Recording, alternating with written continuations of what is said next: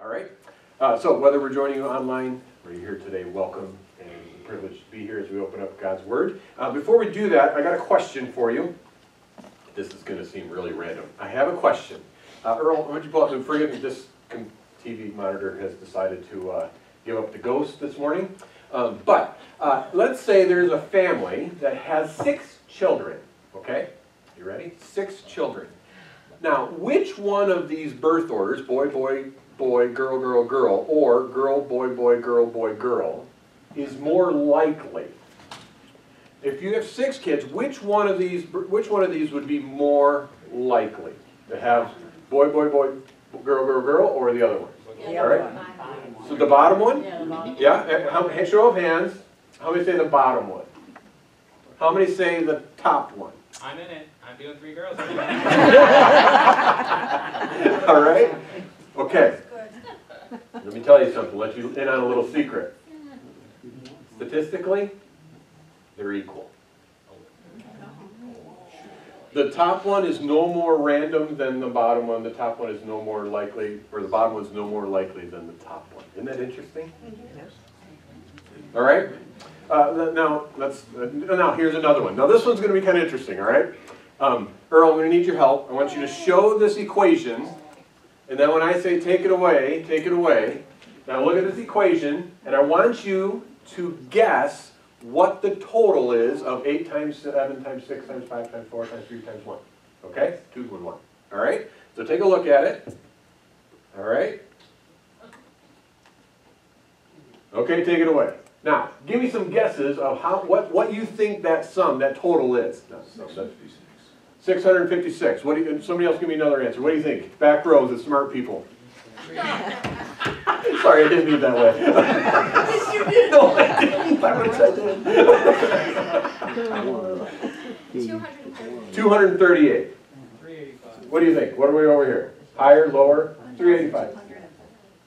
250? Much higher? Client's the same. Way higher. $1. Wait. What did you say? 1,250. Okay? Now, here's another one. Earl? I'll come back to the answer here in a minute. How about this one? Same thing. Okay, y'all are smart. Here's the interesting thing. A group of psychologists ran some tests back in the day, and they sampled a whole bunch of college students, and they gave the first college students the 8 times 7 times 6 times 4 times whatever, and said, they showed it to them for like 5 seconds, and then they said, guess what the answer is. And they would guess, and the average guess was something like 3,000 or something, okay? So they would guess 3,000 and something.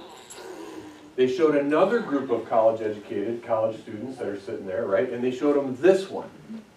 And you know what they came up with? The average wasn't like 3,000 something. It was like 240. Wow. Isn't that interesting? Yeah. The idea was, it's called anchoring, that if you see the big numbers first, you assume that it's a higher. And if you see the lower ones, well, 1 times 2 is 2, times 3 is 6, times, okay. And you're like, oh, I'm only going to get up to 200 and something or whatever. The answer, by the way, is something like 40,000 and something. Yeah, isn't that crazy? Okay, but do you see, it's like, hey, wait, even just that little bit, that little change and everything, your whole perspective changes, doesn't it? Now, I think I've used this one before, but this next one, I like it, so you have to suffer through it again. This is a guy by the name of Wald. What was his name? Abraham Wald in World War II. You guys remember this? Yeah. He did a study. He did a study where he looked at the bomber planes that were coming back to the airfield because they realized, hey, we need to add some more armor to our bombers so the people can survive. But they can't add more. They can't fully encase the thing in armor because then the plane would be too heavy. So they had to be strategic. So Abraham Wald did a study where he said, look, the planes that came back, he said, listen, where are they getting shot up? And he plotted it out on the plane, right? And primarily, if you'll notice, the red dots are like where they were getting shot, okay? Now, if you look at this, where would you put the armor? So you'd put it on, typically you would think, oh, well, they're getting shot up on the outer wings and the tail, in the center of the fuselage, and that's where we got to put the armor. Does that make sense? No. You're right. Because you would be fundamentally wrong. Why? Because they came back. The data set was wrong. So the planes that came back, who survived, were shot in these areas. The planes that didn't come back, where were they shot? Cockpit, engine, and so forth. Does that make sense? And so this one's called survivor bias. My point is this: why are we talking about how these two guys primarily, I was thinking about this, a guy by the name of, halfway through a book called The Undoing Project by Michael Lewis. He's a fun author. Undoing Project, and it's an account of these two psychologists, Daniel Kahneman and Amos Tversky. Both, one was Jewish, I think they're both Jewish actually, of Hebrew College in Israel, and then another in the West Coast in Oregon somewhere. And these two guys started to think about, hey, we notice how we make judgment calls, and sometimes those judgments are pretty good, and sometimes they are just wonky, way off, like 8 times 7 times 6 times 5 times 4 is 3,000, and 1 times 2 times 2 is like 250 when they're both way off, right? Why the difference? So they started to study this, and this is the stuff they came up with. We have these tendencies to think that we've got it all figured out when not so much. So why am I talking about this? These psychologists, here's my point. If God does not act the way we think he should or ought to, or if we do not see him acting or think we see him, we can get biased in our judgment and actually and absolutely misjudge what's really going on. Does that make sense? Book of Esther, one of the main themes through the whole thing, and there's like probably a few that we can touch on, and I'm probably going to hammer this point every week. One of the main themes is, one of the things that it teaches us is that all too often, our judgment of what's really going on, we're missing it. We're missing it. So, turn to the book of Esther as a powerful, if not subtle, reminder that we can get it wrong, and reality is much more comforting than our faulty-based judgments. So as a review, you remember chapter 1 and chapter 2 specifically. You remember that the king was sorrowful. Here's my alliteration for the day. The king was sorrowful because he banished Vashti, Queen Vashti. Remember that? And he felt bad. He's like, oh, what do I do? And then the proposed plan that there should be a search for a new queen. And who was selected as the new queen, if you remember? Who was that? Esther, right? Who the book is named after. So the selection of Esther. And then after the selection of Esther, what happened? There was a celebration, right? A big banquet. Esther's banquet. It's fantastic. I named it for her. Okay?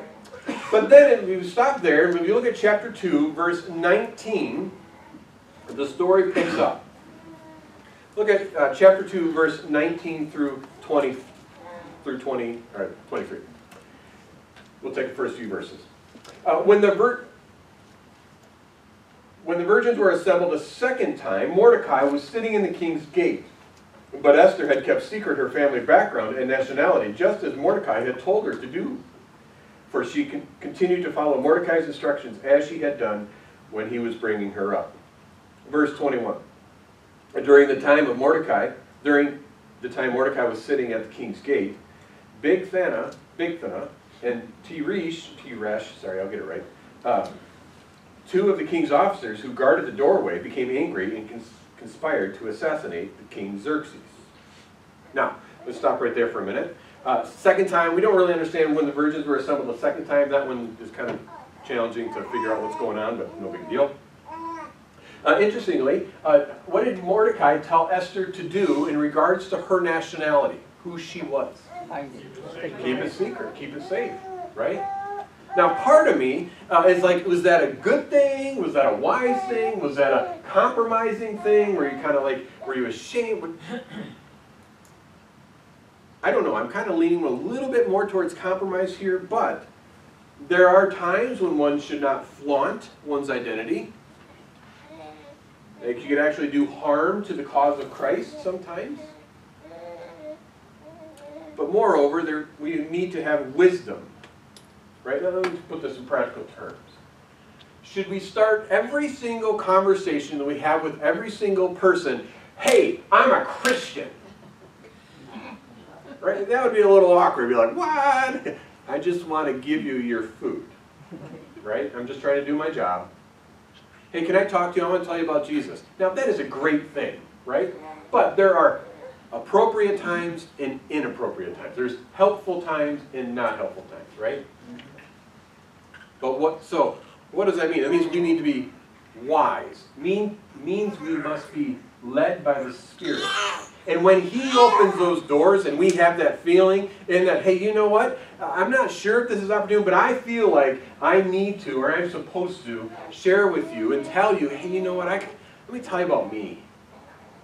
I love Jesus. Let me tell you what He's done in my heart and my life and so forth. You see where I'm at? And I know I might be kind of jumping here from the text a little bit, but I think there is a time to be wise and quiet, and ultimately we need to be led by the Spirit and obedient to those times when we're like, yeah, I got to say something. Okay? And trust Him with that. So, she followed Mordecai's instructions. But interesting, check this out. Now, verse 21. During the time Mordecai was sitting at the king's gate, Bigthana and Teresh, two of the king's officers, who guarded the doorway, became angry and conspired to assassinate King Xerxes. Now what's interesting is, where is Mordecai located? And it seems to be that he's there regularly. Now part of that is, he's maybe there for Esther, because we learn later on that he would go to Esther and they would talk to each other and they'd make sure that, right, that they would be in conversation, as the text tells us even in this passage. But it seems to be that there's more. You could make a really strong argument that Mordecai was actually an official, a judiciary official within Xerxes' government. And that's why he was at the gate. The gate was a place where people would come and present their grievances or need some help or need some decisions made. And Mordecai could very well have been part of that. Hence, he's there. Hence, he's there regularly. Which means he's there regularly. And so when these two jokers conspired to assassinate the king, may not have even noticed him. Oh, that's just Mordecai. He's here all the time. He's not listening. Right? But for whatever it is, what happens? He's sitting at the king's gate, possibly an official, and these two guys conspire to kill the king. Have you ever noticed how much of this book the people are actually named? I find that fascinating. Why tell us Bigtha and Teresh? Do we know who these people are? No. Do they come up in the story again? No. Yeah, they do in the sense of what's going to happen to them, but after that, there's no reason for them to come up again, right? It's interesting. Why? There's probably lots of good reasons. But one, it lends credibility. It shows the credibility of the text. Right? And if I was the original audience, oh yeah, I remember when that happened. I remember those two jokers. In fact, maybe if they were in Susa, if they're in the town, maybe they actually walked by where these guys were taken care of. It would be able to be verified in the records. You see what I'm saying? They could go back and say, oh yeah, there's a Bigtha in Teresh. Yeah, there it is. This story actually happened. I think one of the reasons the text repeats and shows us these, not repeats, gives us these names, it is one more anchor into the historicity, into the truthfulness and veracity of this text as an actual event. This isn't just a story. Okay. But what does Mordecai do with this information? Verse 22. But Mordecai found out about the plot and told Queen Esther, who in turn reported to the king, giving credit to Mordecai. And when the report was investigated and found to be true, the two officials were hanged on the gallows, and all this was recorded in the book of the annals of the presence of the king. So, Mordecai, what's going on? This ain't right. He goes to Esther. Esther, listen, you're the queen. You have audience. You have access to, a better access than I do, to the king. I need you to go pass this on. There's these two idiots, or two gentlemen, or two, whatever, would-be assassins want to kill the king. The king's people do an investigation, and sure enough, lo and behold, hey, there's these two guys, and yep, and what do? Put them on the gallows. Bit of foreshadowing here, by the way. But I want to pause, and by the way, also, what's the other critical part of this? What does it say? All this was what? Recorded in the annals of the presence of the king, in the presence of the king.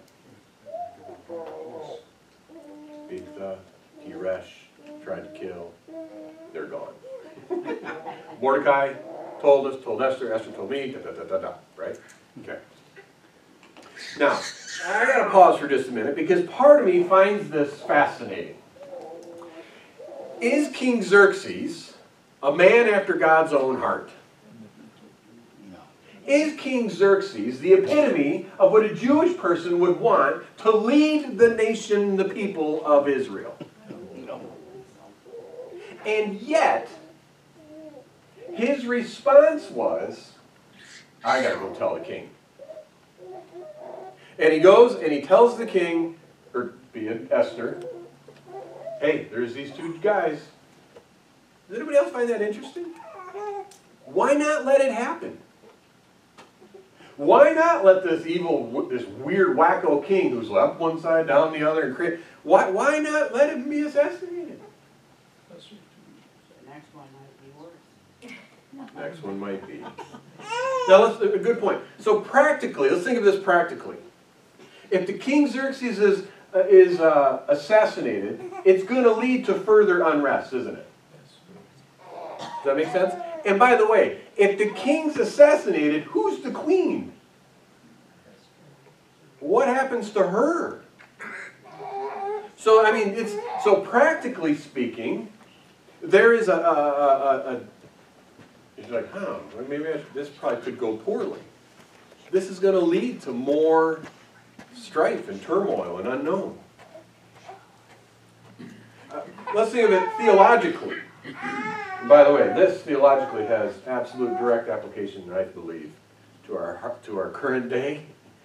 But we'll discuss that another day. Turn to Jeremiah chapter 29. You guys know Jeremiah chapter 29, verse 11. Oh, no doubt. But before it gets to Jeremiah 29:11, look at verse 4. This is what the Lord Almighty, the God of Israel, says to those I carried into exile from Jerusalem to Babylon. Would this apply to our friend Mordecai and Esther? Have they been carried away and are they in exile? Is this verse talking to them directly? I would say yes. Yes. Who I carried into exile from Jerusalem to Babylon. Look at this. Build houses and settle down. Plant gardens and eat what they produce. Marry and have sons and daughters. Find wives for your sons and give your daughters in marriage, so that they too may have sons and daughters. Increase in number there. Do not decrease. Also, seek the peace and prosperity of the city to which I have carried you into exile. Pray to the Lord for it, because if it prospers, you too will prosper. Theologically, these two jokers want to kill the king. It's going to bring disharmony. It's going to bring extra. And so, hey, you know what? I want to seek the prosperity. I want to pray for it. I want to be part of. I want to put roots down here because God has placed me here. I'm going to stay on my notes. Is Mordecai, our Mordecai and Esther, Are they Persian or are they Jewish? Jewish.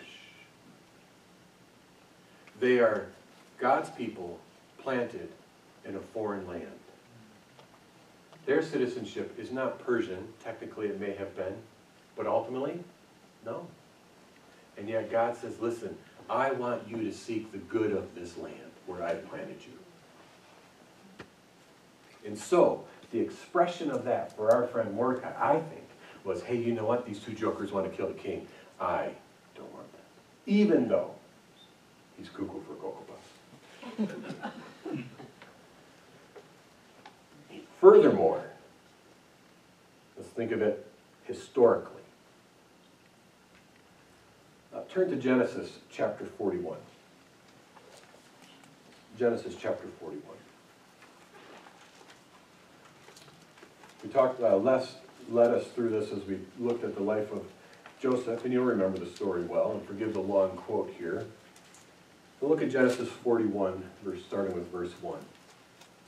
When a full 2 years had passed, by the way, Joseph's in jail, Pharaoh had a dream. He was standing up by the Nile.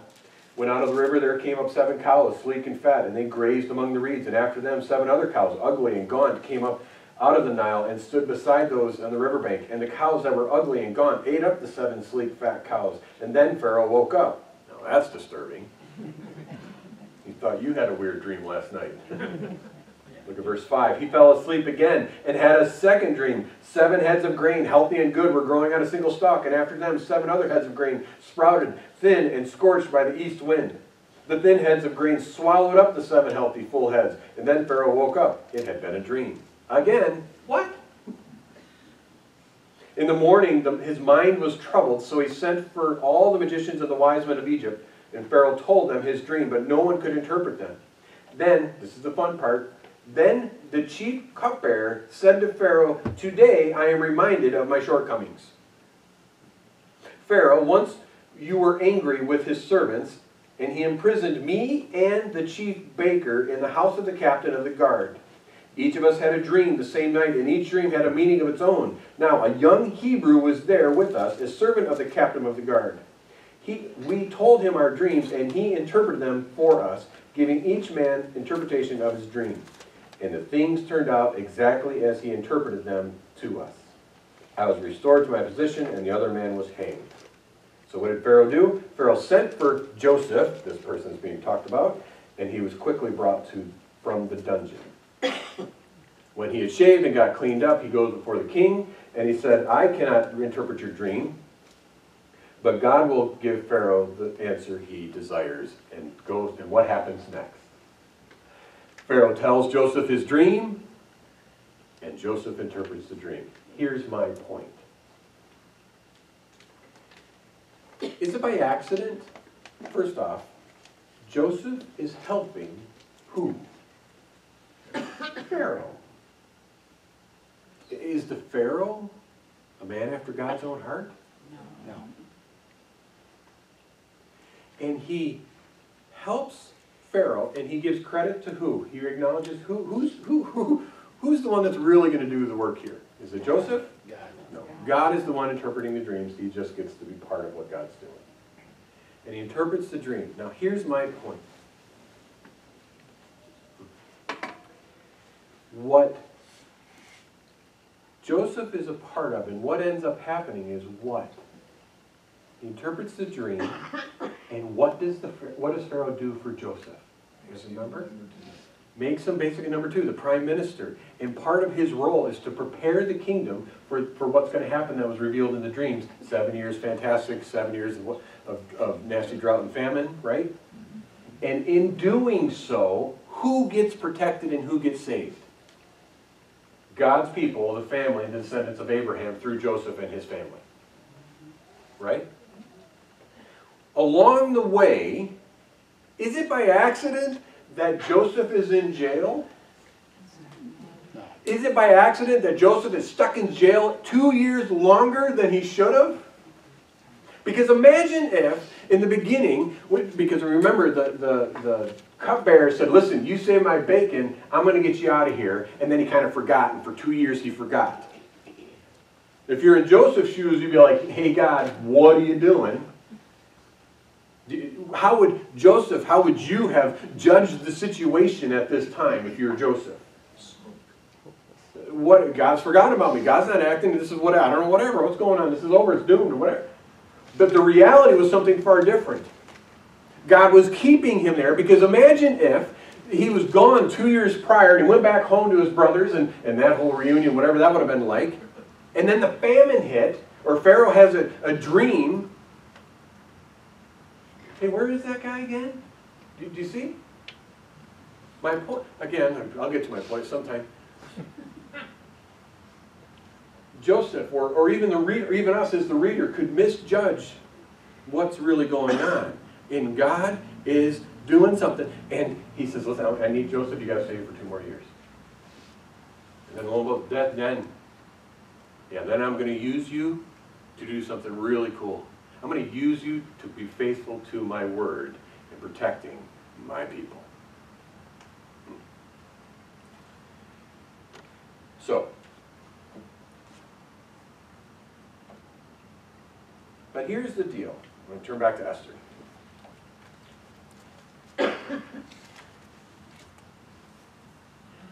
During that time, Mordecai was sitting at the gate.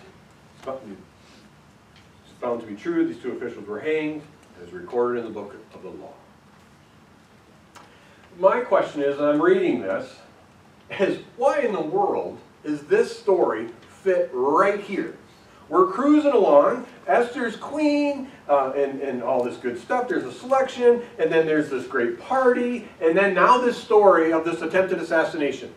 Interesting, by the way, Xerxes was eventually assassinated by some other, that's history. Why? Why is this story right here? What the author is doing is showing us that the pieces are in place.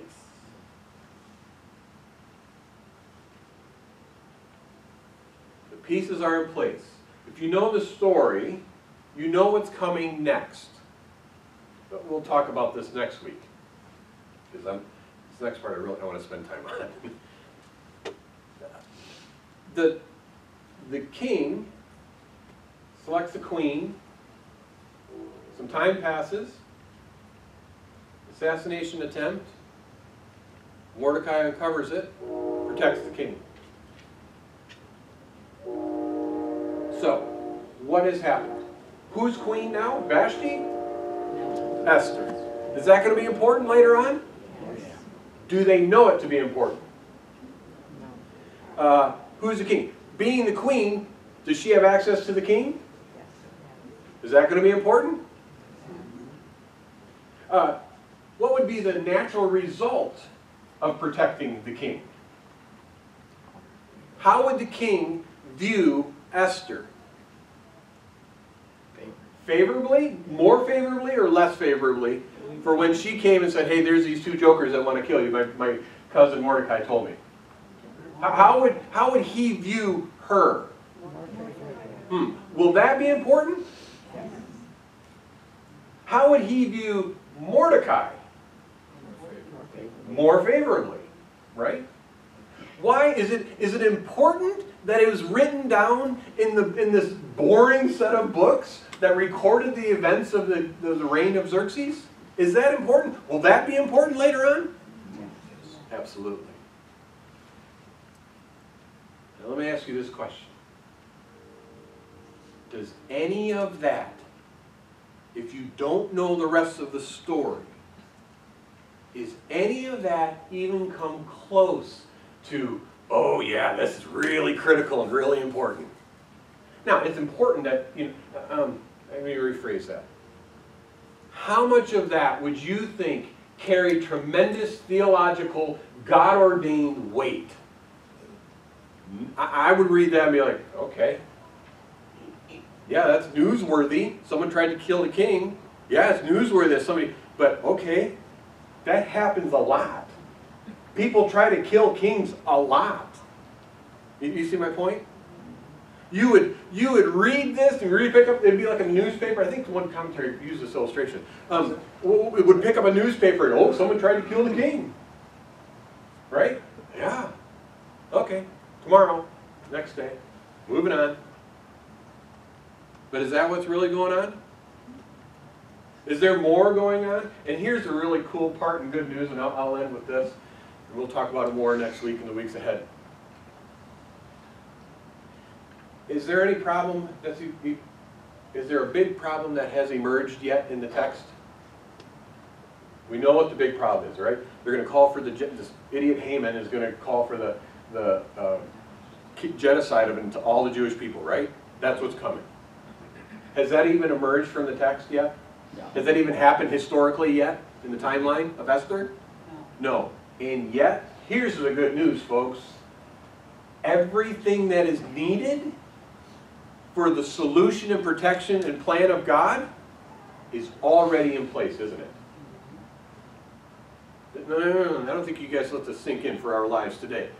Everything that is needed for exactly the good and glorious and wonderful and beautiful and transformative and eternal good plan that God has in store is already in place.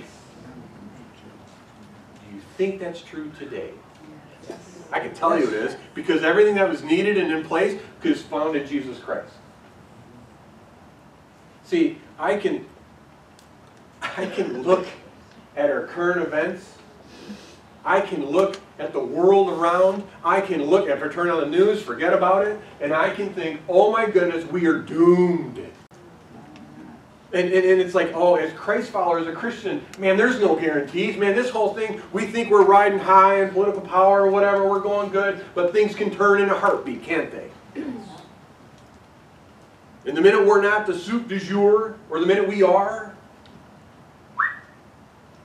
but yet, all I know, and we'll read to what Esther reminds me is that everything I need, everything we need, everything the bride of Christ, the church needs, whether we are in the United States, whether we are in China, whether we're in Antarctica, whether we're sitting on the moon, everything we need for what God has, His good and glorious plan for His people, the solution is already here, even though it may not look like it.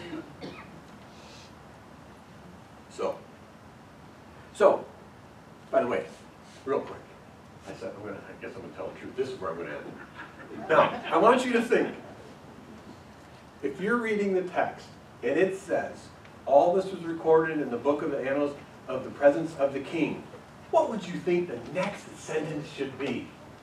And the king threw a big party for who? Mordecai. Mordecai saved my bacon. Mordecai is the man. Mordecai is, woohoo, let's throw another party, another banquet, another feast, and let's give gifts with the liberality of the king. Let's throw a party for Mordecai. Let's honor Mordecai. And then you read in the first verse, and we'll pick this up next week. After these events, King Xerxes honored Haman. What? Is this a simple oversight? Is this an intentional slight on Mordecai? Or is there more going on that we just might not recognize at first blush? Let's pray. Heavenly Father, again, as we come to your word, we are so thankful. So thankful that as we turn to it, we find your mighty hand, your gracious, your loving, your protective, your powerful hand of action moving in history. And God, as we walk through this week, at least I know I am tempted to lose sight of that, to forget that, and to lose sight of the full assurance that your word tells us. The full assurance that comes through your Son in faith in Jesus Christ, that transforms our thinking and transforms our perspective of everything going on around us and elevates our hope to you.